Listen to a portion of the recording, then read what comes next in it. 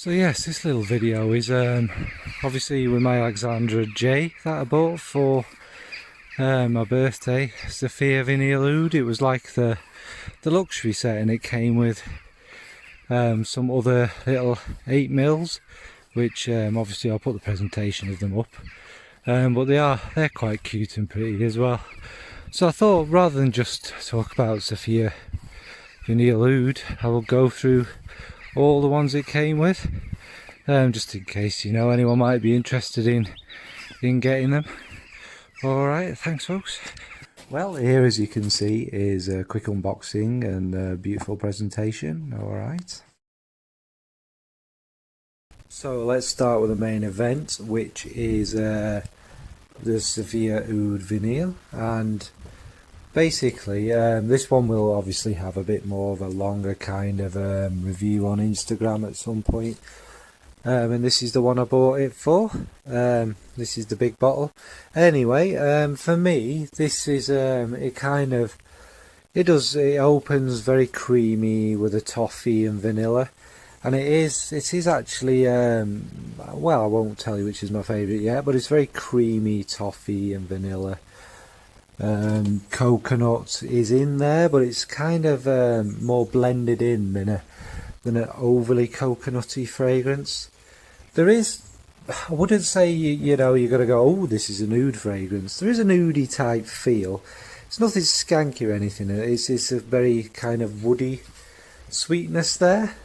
There's also like a nice mix of sweet spices, cloves particularly I pick out from it, I'd say. But it's more like cake spices, like cinnamon, nutmeg, that kind of thing. It doesn't massively change over time. It's because it's quite a heavy scent, to be fair, but there are some nice musks in there, and the dry down leaves you with like a sweet, smooth vanilla. So all in all, it's very enjoyable. I am glad I kind of bought this. Obviously I will go more into depth in my post, but yeah, that's the first one, Zafeer Oud Vanille. So next is Manderine Sultane. So you can probably guess what this one's about. It opens with a lovely mandarin like orange and some lovely orange blossom. However, as it settles, the neroli is very sharp and bitter, to be fair, but it breaks up the thick orange blossom and the fruity notes. There is a lovely musk and some sort of warm woods in there as well. In the air around me, it's very much a slightly bitter almond, neroli and dense orange blossom. That's mainly what I get. As it gets closer, sort of after an hour or so, there's a slightly medicinal, perhaps the oud, perhaps the way it is, but and also a comforting warm orange blossom that's more kind of prominent, and there are little touches of spices. There's a big dose of cashmere, I think, in the bottom, making it quite hefty. It's not unpleasant, but for me this one was very dense. It was very sweet, that medicinal touch, and obviously the sharpness in it was a bit of a struggle, but I did enjoy. Obviously the orange blossom was quite lovely in it anyway. This one maybe not for me, but if you like a kind of dense, warm, sweet kind of orangey, neroli, orange blossom kind of fragrance, then I think this one's for you. So yeah, this was the one that I saved nearly till last, because in theory I thought it was going to be one of my favourites. Anyway, this one opens up quite herbaceous, sage, pepper. There is a nice sweetness there, not sure what that is. The patchouli and the moss come through rather quickly, adding a kind of very earthy greenness to it. Vetiver and violet are really the only notes that could be adding the sweetness, but I don't really pick them out per se. The pepper is very hefty early on. It is very strong, very potent and fiery, if you like. The greenness does come through much stronger as it develops on, and it's very mossy, not messy.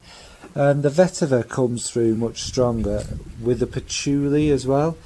It's kind of a sandy, mossy kind of feel to it all. This one does last an incredibly long time, and it's kind of like a dusty greenness. I mean, when you think about it, the name does kind of suit it to a point, but it's very dry, very green, herbaceous, with that sandiness on it. So yeah. So now it's Morning Muscs. Now this one to me opens with a very sharp citrus.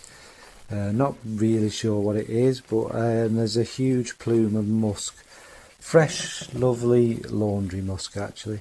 And for a time on me, the sharpness is a bit too much for me. And it's a bit, jarring. Eventually, I do start to notice a grapefruit and a peach coming through, which is quite pleasant, and the sweet candied roses start to come through, which makes it juicy, and the musks kind of balance the sweetness nicely.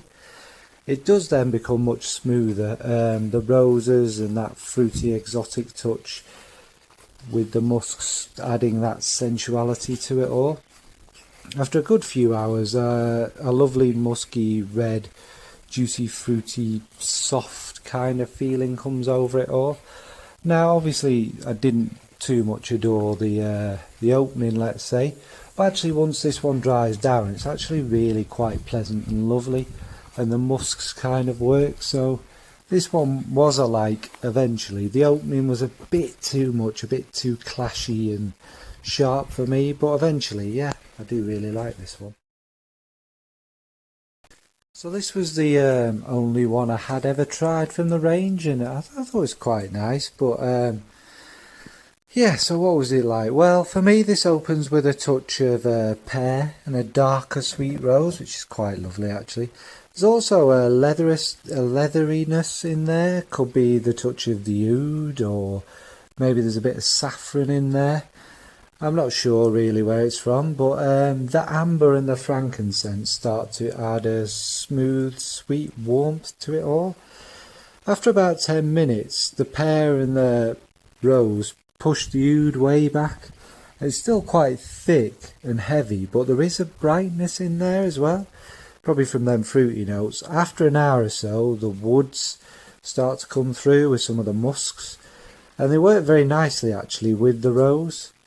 The amberiness does start to dominate as you sort of move into the farther dry down, which is really quite gorgeous, and it has like a soft kind of cola vibe to it.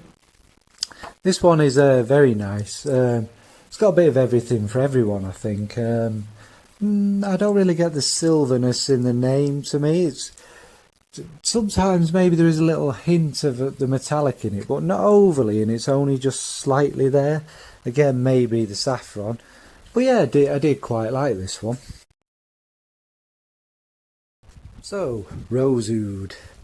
Well, to me this one opens with an absolutely gorgeous raspberry fruity kind of rose. As it settles, there's a lot of fizziness in there, maybe coming from the musks.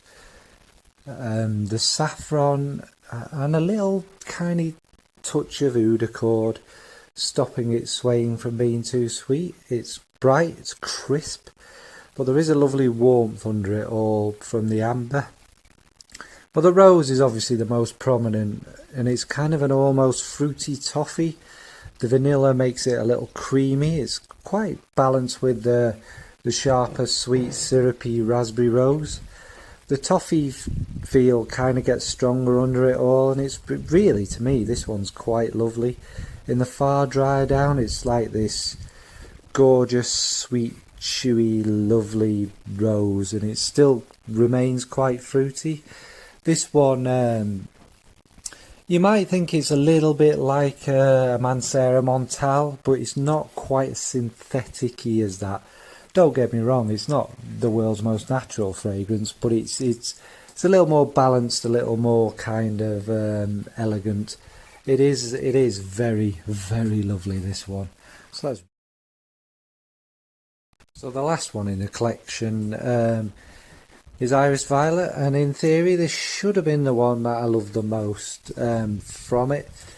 This one opens very fruity, and I get a kind of apple coming through quite quickly in the beginning. It's a bit like a lightly toffied apple. This could be obviously from the benzoin and the frankincense and that working its way through.